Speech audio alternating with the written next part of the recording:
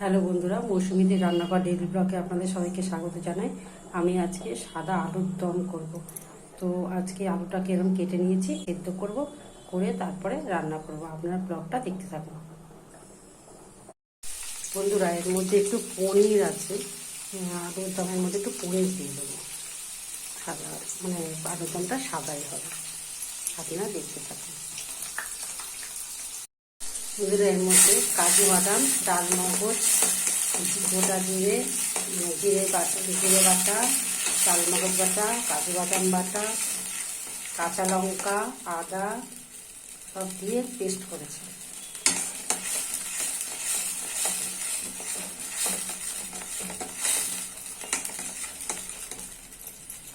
আর লাস্টে টক দই দিয়েছি।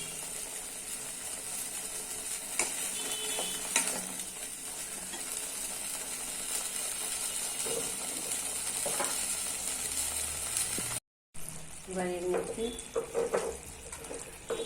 পরিমাণ মতো নুন দেবো,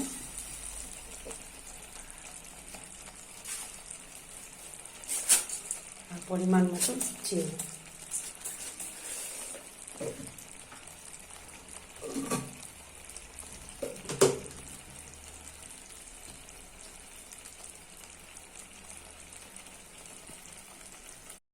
এবার আলু দিয়ে দিয়েছি। এবার এর মধ্যে এটা লুচি দিয়ে, রাইস দিয়ে খেতে খুব ভালো হয়। বন্ধুরা, করে খেয়ে দেখবেন।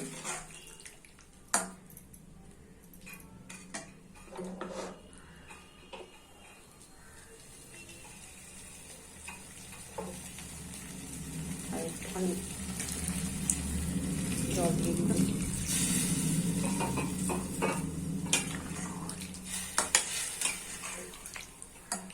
একটু মাখা মাখা হবে।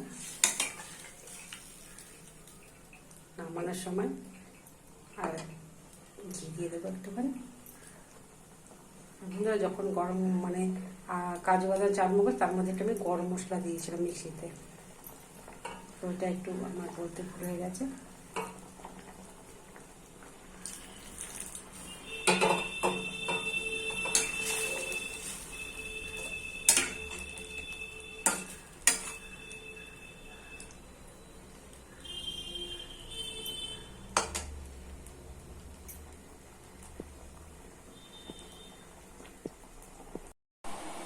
আলুর দমটা রেডি, আপনারা করে খেয়ে দেখবেন আর আমাকে জানাবেন। আর আপনারা সুস্থ থাকবেন, সাবধানে থাকবেন।